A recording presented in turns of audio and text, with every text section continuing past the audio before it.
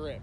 Okay, for the most part, what we've been doing is mostly putting style grips because, well, the stroke itself most closely resembles a putt. But here's where we're going to kind of figure out the grip that's going to take us from here through the next couple of weeks. Okay, and these are full swing grips. Okay, and what I want you to do is at least start by going through this particular process here as far as putting your grip together, because it's really important to get your hands in the correct position. Okay, first thing I want you to do is, if you're a right-handed player, grab the shaft of the club like right underneath the grip with your right hand. Left-handed player, grab it with your left. Okay. Now, what I want you to do is set the club at about a 45-degree angle right here in front of your chest. And what I really need you to pay attention to are the grooves on the club face. Okay? Make sure they are pointing straight up and down. In particularly the what we call the leading edge of the club. That is right at the very bottom of the club face. Make sure it is straight up and down. Okay, what we want to avoid is having it closed or open at this point. Yeah, thank you. There you go. Tell me what I'm doing. You got a nice little white scoring line on there too that'll help you see that a little bit easier. Okay, now take your left hand if you're a right-handed player, right hand if you're a left-handed player. What I want you to do is curl the fingers of your non-dominant hand down towards the end of the grip and just curl the fingers underneath the bottom of the grip. Okay? Looks really good. Okay, now just set your thumb down lightly. So as you look at it, you shouldn't have a whole lot of palm contact with the rubber itself. Okay? Should just be kind of in the base of the fingers. Okay? Basically try to run that bottom of the grip right along the bottom of your base of your fingers there. And just set that thumb down. Now what I want you to look at is if that club's at a 45-degree angle in front of your chest, you want to see two things. One, you want to be able to see the index and middle finger top knuckle on each of your fingers. Okay?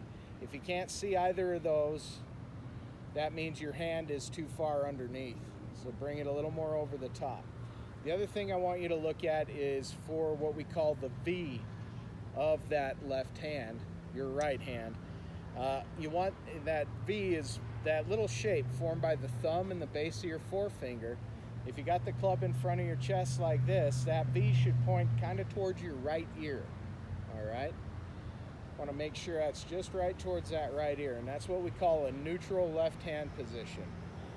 What that position does is it allows a maximum amount of freedom of movement in that left wrist. We're actually going to be moving our wrists with this shot. Okay, next, neat little trick for getting that dominant hand into the correct position. What I want you to do is take the club, kind of draw it back like an arrow with your left hand right across. Take your right hand. What I want you to do is line up the palm of your right hand right in line with that leading edge of the club. Okay, that bottom groove of the club. Make sure that palm matches. Okay, then slide that palm up to where that what we call the lifeline of your right hand or your left hand covers the thumb. And from here you have your three options. You can either 10-finger grip it by wrapping the remainder of the fingers around. You can overlap the pinky of your left hand across the notch formed by the index and middle fingers of your left, or you can interlock those fingers as well. Okay, which is what I do because I got short, stubby, fat fingers. So this will help keep it so I do not fling the club. Now, the other thing I want you to pay attention to, about the only contact your right palm will have with is the thumb of your left hand. If you're feeling a bunch of rubber in the palm of your right hand, that's too far underneath. The other thing I want you to look at is that same V shape on your right hand. Ooh, yeah, we're not going to move, so be careful. That V shape on your right hand should also point right towards your right ear. Okay? If it's pointing towards your right shoulder, that's a good indication that that right hand is way too far underneath. If it's pointing towards the left side, that's also a good indication that your right hand is out of position and too far over.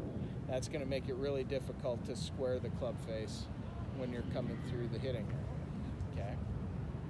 Now, I want everybody to take note of how tight they're gripping that club. Okay?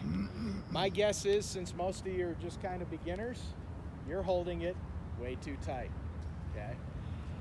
What I want you to do is just loosen your fingers just a little bit.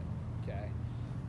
Think of a scale of 1 to 10, where 1 is so light that you're going to fling that club 60 yards after the ball, and 10 is so tight that you can actually kind of hear the metal inside starting to bend. Okay? Make it about a 5 or a 6. Hold it a little bit lighter than you think you have to. Okay? What we want to do is keep everything fairly tension-free. We don't want any tension in that grip or in that swing. Okay? We want a nice amount of freedom of movement in the hands. Okay?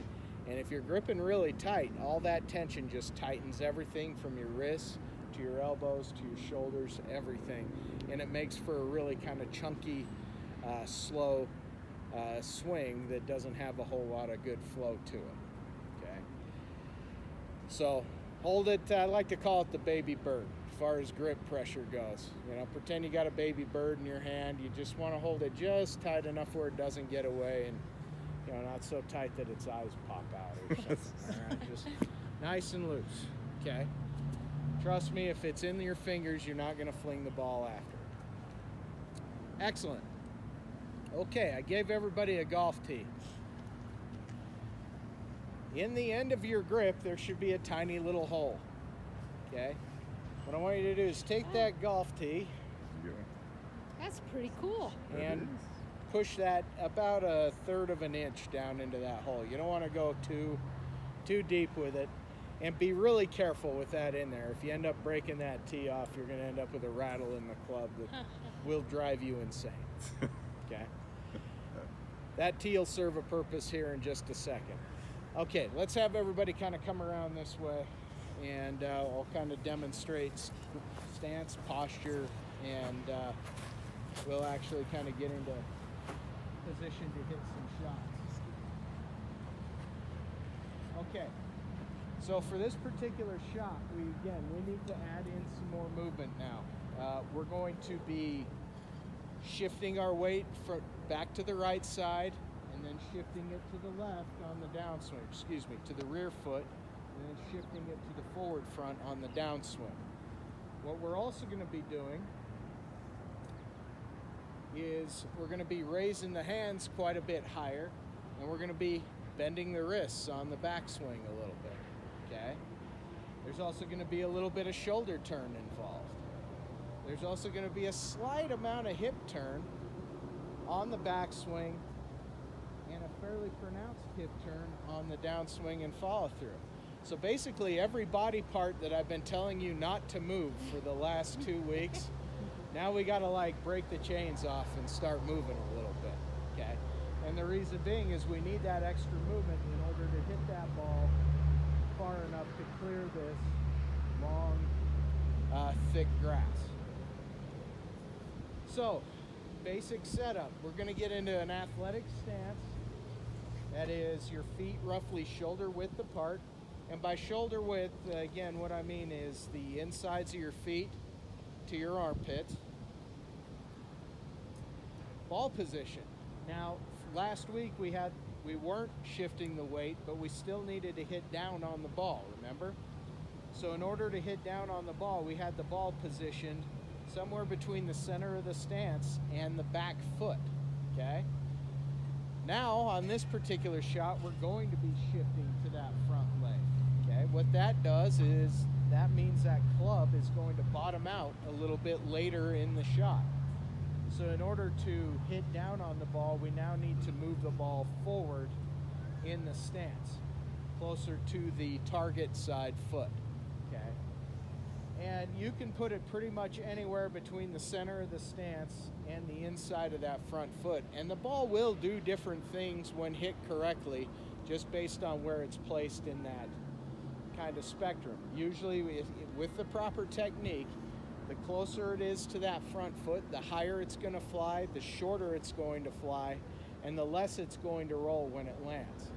Usually the closer it is to the center of the stance, the lower it's going to fly, the hotter it's going to fly, and the more it's going to roll when it lands. And you're going to need both kinds of shots at different points. You know, it's there's no one size fits all for every single shot. Okay, so your feet are shoulder width apart. Ball is slightly forward in the stance. Want to bend the knees, and we want to incorporate what we call a reverse pelvic tilt, okay? Which is a fancy way of saying kind of stick your ass out and up, okay? So what you want to do is kind of the crease of your waist, draw it up and back just a little bit so that your back stays nice and straight, but your arms can hang straight down from your shoulders, okay? What we want to avoid is any kind of like reaching out for the ball or having those hands super close to your body, okay? You want those hands hanging just out of about 6 to 8 inches out away from your legs so that you can swing back and around you without having to come outward, okay? Or being so far away that that your swing ends up super flat, because it's really difficult to get the ball airborne that way. You're also going to align your feet, your hips, and your shoulders just a little bit left of where you want that ball to end up. And the reason for that is well, the ball is a couple of feet out in front of you. If you were to aim your body right at one of those flags, that ball is going to start right at those flags and most likely stay right at those flags. So you're going to open your stance slightly to where the line of your feet, your hips, and your shoulders is just a little bit left of whatever target you happen to be going for. And to start today, we're just going to kind of go towards the middle of this green, okay? Basically, for this first half of class, I just want you getting somewhere on the dance floor for the most part, okay? Then we'll get greedy and target specific a little bit later on, okay? Okay, once you're into a nice comfortable stance position, then it's go time. Time to hit the ball. So you'll begin the backswing by turning that lead shoulder in. And for this particular shot, it's only about a third of a turn inward. But as you're turning, you're going to raise those hands to roughly waist high, okay? Now, as you're raising those hands to waist high, what I want you to do is cock your wrists into a position to where your trail elbow is fairly close to you, your lead elbow is nice and straight, and that shaft of the club, and this is like this maybe the most important position in all of golf, but that shaft of the club should be at about a 90-degree angle to your lead forearm, okay? What we want to avoid is coming up short of that angle or having way too acute an angle. About 90 degrees is perfect. Now, the other thing I want you to notice is kind of where that golf tee is pointing. So as I take that club up into a backswing position, can anyone take a guess as to where I want that tee to point? Ball. Perfect. Yes. Right at the ball. Okay.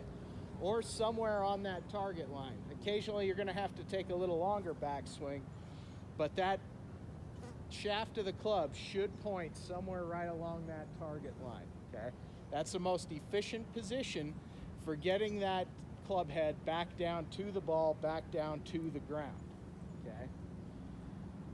Now, the act of swinging that club back into this position, this is about as far back as you're going to want to go for this particular shot, okay?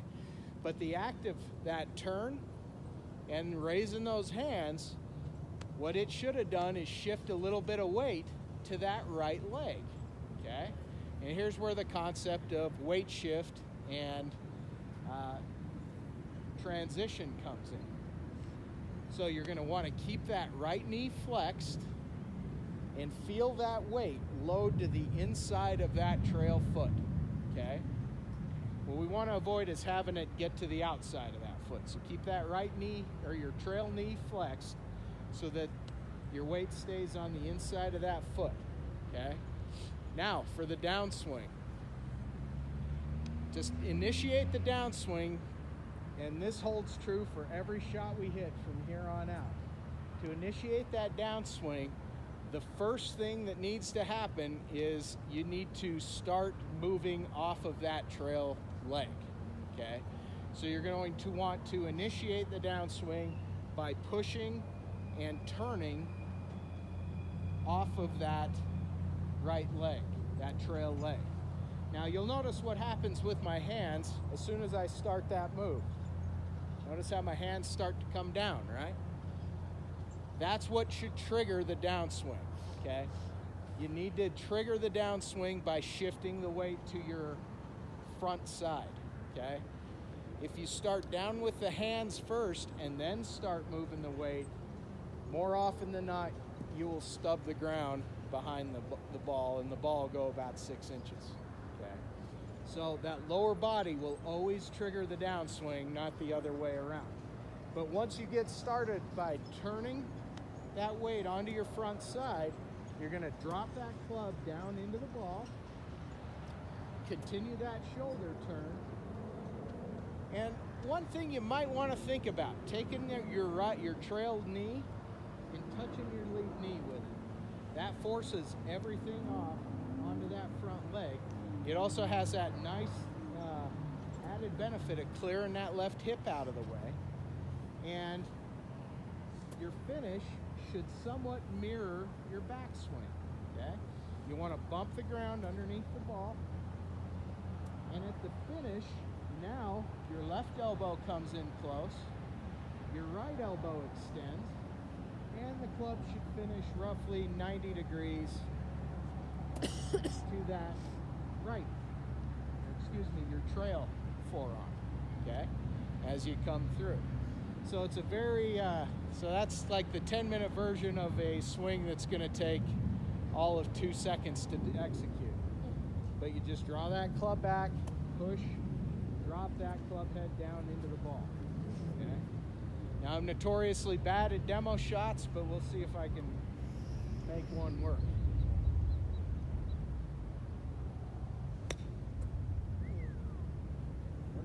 That's a little deep, but nice and smooth. It doesn't take much. I made good contact. You embellished it with humor, man. That was good. Hit it a ton, but it doesn't take much. Yeah, but the important thing is that you're hitting the ball not just with your hands. You don't want to really swing your hands aggressively down at it. It's more of that push, dropping the club, and that rotation of your shoulders that gets that ball out there. And that's what's going to help you control how far it goes, okay? Question. Yes. So we're not that far, and obviously you took not a fairly hard swing, but a full swing back. To make your next shot go shorter, would you shorten your backswing a little bit? Yes. Yeah. The length of your backswing is pretty much always going to dictate how far that ball goes. So for shorter shots, you'll want a shorter backswing and fall through. Whoa. That was a little better. And then for longer ones, just think about that kind of stock distance. Pointing that golf tee at the ball. Okay? Easy as that. Right? Easy peasy. I'm pretty awful at that shot, believe me. We practiced for like a half hour before you guys got here.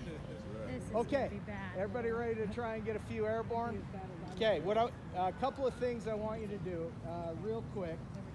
What I want you to do is start kind of forming what we like to call a pre-shot routine, okay? Take the time to regrip the club in between every shot, okay? Take your hands off the club, put them back on. Get used to taking a grip, okay? think about where you want to aim. So what I want you to avoid is hitting a shot, raking a ball, hitting another shot without moving your feet or anything like that. Take your time, get lined up properly. The only thing I don't want you to do is stand over the top of the ball for more than like 2 seconds. Once you get set in over the top of a shot, go, okay? The longer you stand over the top of a shot, your chances of being successful with that shot start to drop exponentially. You'll squeeze the bird to death. Oh yeah, I mean, when I was coaching the college kids, some of those kids would take like forever and a day standing over a putt. I put the old inbounds hard count on them, and if I ever hit 5, I knew it was not going in. Didn't matter how long they stood over it.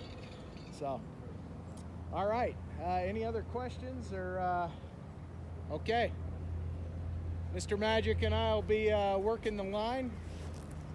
Like I said, your goal for this first portion anyway, try to find that most of a circle that I had laid out before I ran out of ribbon.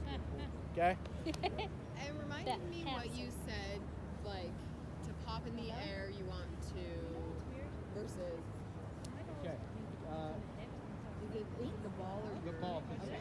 So a little bit to your front foot would pop it in the air a little bit. So if it's a little closer to the back foot, it's going to have a little more of a lower Roll a bit further. quite a bit more roll. The way this Closer to goes, that it needs front to foot, go right. usually the higher.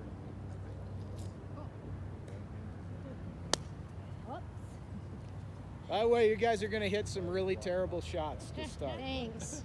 But that's all right. I already started. There's a lot of moving parts here. So, again, be really careful about where that tee's pointed and try not to break it.